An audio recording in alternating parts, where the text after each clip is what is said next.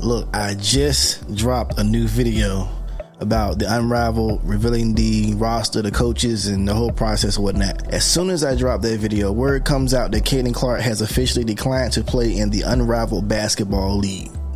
Now I have my own personal feelings about this, and I've said whether she played or whether she didn't play, I still was going to watch it. I still was going to give it a chance because I have other players that I watch that are playing in this league. My viewership does not depend solely on whether Caitlyn Clark plays or not. So I still was going to watch. What I'm seeing so far online is a lot of content creators crying about the fact they didn't want her to play, and they actually glad that she's not playing, and they actually mad that the Unrivaled League even made it seem like she was going to play, trolling them and some such.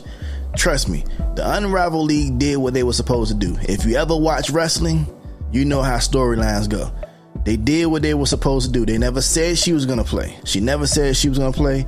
They never said she was going to play. What they said was they will continue to court her. They will continue to try to persuade her to play. Now that she said she's not playing, I'm pretty sure they're probably still going to try to court her to play, as they should. Now, whether you take that as them trolling you, that's on you. But the amount of complaining and whining and crying from grown men and grown women online about whether or not she's playing or not, and the fact now that she's not playing, it's just crazy to me. I just think for people who really like to watch Caitlyn Clark play, she'll want to see her play every chance they get. That's just my personal opinion.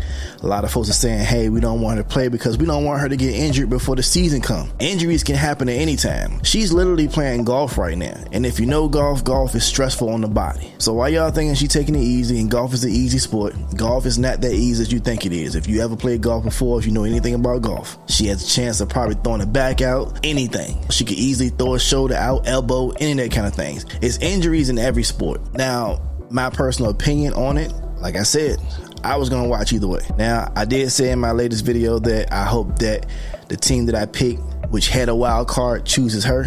But hey, she's not playing, so hey, I'm still going to stick with the team that I chose, and we can ride it out and see what it is. Now, speaking on those last two wild card openings, you do have Asia Wilson, who's not on the list. You also have Sabrina Ionescu, who's not on the list. Now, between those two, I'll take Asia Wilson. I don't know what the word is on Asia Wilson joining the league. I don't know if maybe she was waiting to see what Caitlyn Clark was going to do. I don't know. So hopefully in the next few days or whatever, we'll see who fill up those next two spots. No big deal to me. I'm still going to watch. So don't be surprised if you see some Phantom Basketball Club gear on me, or if you see a jersey hanging on this wall somewhere. At the end of the day, I'm a real one, and I'm going to stick to my word. Now, I did find this tweet very interesting. As I was watching everybody cry and complain and whine and be happy and be sad at the same time about this whole Caitlyn Clark situation with the Unrivaled Basketball League, I was going through the streets of Twitter, seeing how everyone was feeling. I did come across this one tweet that was kind of interesting, and it did sum up how I kind of felt about this whole Caitlyn Clark situation from day one. The tweet says, "It would appear Caitlyn Clark is just as intelligent as advertised. Unrivaled Basketball League needs the Caitlyn Clark effect. Caitlyn Clark does not need Unrivaled. Maybe, just maybe, next time a rookie arrives fresh off a stellar college career in the WNBA, veterans won't use reverse racism against that white female athlete." Now, this is how I felt about when Caitlyn Clark first got in the league. None of that has changed. There's been players that a lot of people don't like, who may have participated in not really caring too much for, or not really welcoming her. Hey, if they're good basketball players, I gave their just due. Do I like them personally? Nah.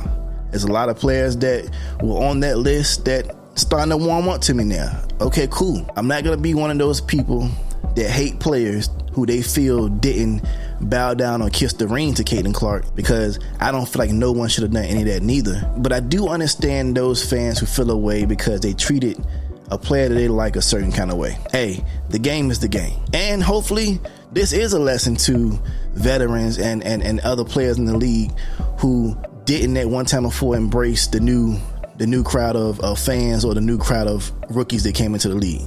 So I try to look at it from both perspectives, you know, because I did say in one video, you got to put yourself in their shoes, the veterans' shoes, who've been working this league and trying their best to get this league to a certain viewership, and you just got this one person come in and we're supposed to automatically give that person all of the credit. I understand that. I understand it. And to not understand that, you're being naive and you're being stubborn. No one wants anyone to come into their job, a job that they've been busting their ass for years, to get it to a certain level, and the person comes in with little experience in this job, and the old heads are supposed to bow down to the young bucks, no one is going to accept that. So I get it from that perspective. But when someone does what she does to the league, you do have to tip your hat to her. A lot of people still support the league. I mean, it's something new. It's something they want to see. See, my thing is this. If you are a Indiana Fever fan, you still have two players who are participating in this league. You have Aaliyah Boston and you have Lexi Hall. If you are an Iowa Hawkeyes fan, you have Kate Martin in this league. And also they have a lot of players who actually did show Caitlyn Clark a lot of respect and love and embraced her when she came in. They're also in the league. So I'm going to support it because they supported her when she first got here. If you don't see it that way, that's you. That's your perspective. This is my perspective. At the end of the day, I don't got no hate in my heart for nobody. And also at the end of the day, this is just basketball. None of us get paid to play basketball. They do. So I'm reading this one tweet. Unrivaled has me in my feelings. I have a fave on every single team. And see, that was my thing. I got a player that I like on every team. Actually, a couple players on every team that I like. And that's what made it hard for me to choose when it came down to a team. I like every team, minus the Liberty and the Sun. Not everyone's fans. Some of y'all are very dumb. My Unrivaled fans are Miss, Phantom, and Rose. Yes, I know that's 1/3 of the league, but I'm for real, just here to have a good time. I'm cool with tweets like that. And to me, I've seen a lot of positive about this league here. To see the negative, you really got to go digging for the negative thoughts on this league, but I don't do all that. The only reason I'm a big disappointed that CC isn't playing in Unrivaled, I knew she wouldn't, by the way, is I was kind of looking forward to the haters throwing a hissy fit if by some miracle she decided to play. For the record, I'm glad she's not playing. I'm kind of like this. A part of me wanted her to play because I wanted her to show the WNBA and the world that no matter what these people out here are saying and they're hoping that I don't play or whatever, I'm with y'all. This is the game that we play. But then to a part of me is like, I didn't really want her to play because I kind of do want her to show them, hey, this is what this would do without me. One thing I do, I tell you the truth, I never tell you a lie. I wanted her to play because I wanted to piss some of y'all off by the fact that she decided she wanted to play with the girls. So I wish she would have played. Like, we got another one. I think it's a bad move for Clark not to participate in the Unrivaled Women's Basketball League. Definitely not going to help her being accepted and liked amongst her fellow players who already were standoffish. And see, this is what I was saying. This was an opportunity for her to come in and embrace the women too. Now, whether they gave her an offer, whatever the offer was, now business-wise, I can't tell her what to do because maybe the business won't right for her, right?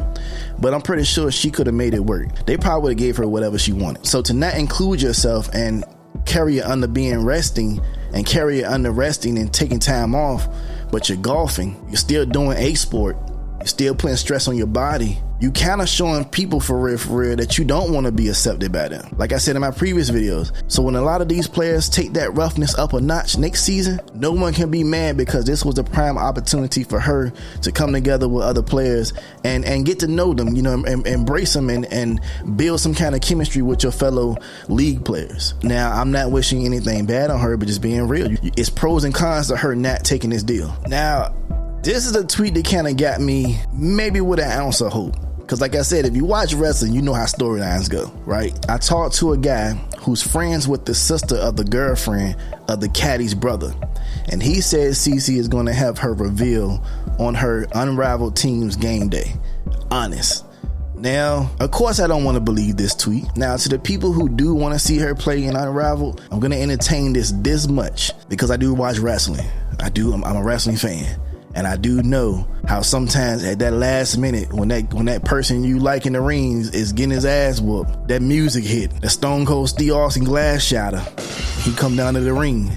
Caitlyn could pull one of those moves. I don't know. Would be nice to see, but hey, I take that like a grain of salt. I don't think Unrivaled will average enough viewers to last more than one season, especially on a big network like TNT. The only reason Unrivaled has still been getting talked about is because it's being talked about the people who claim they don't care about it. It was a YouTube content creator who was talking about this, and I said in his live stream, if y'all not gonna watch Unrivaled, why y'all still talking about it? It should be nothing to you. Look, I don't pay attention to things that I'm not interested in. I don't know about anybody else. But if you're not gonna watch it, it's no point for you to even talk about it. And so the more you talk about it, that's promotion. And the ones who talk about it, trust and believe me, they're gonna be the ones watching it because they want to see how it works. So when we talk about viewership, we know y'all gonna be the viewers. Now, whether it be you viewing it live or you viewing it after it's been played, you're gonna check it out eventually, because if you weren't interested in it at all, this wouldn't even be a topic. If this league had no potential to make it, no one would be talking about it. I'm more like Robin on the Robin Lundberg show. I'm gonna watch it regardless of what. And see, this is why I like people like Robin Lundberg. You guys make sure you check out his content. He reminds me of myself. He does unbiased content. We kind of have similar views when it comes down to this league.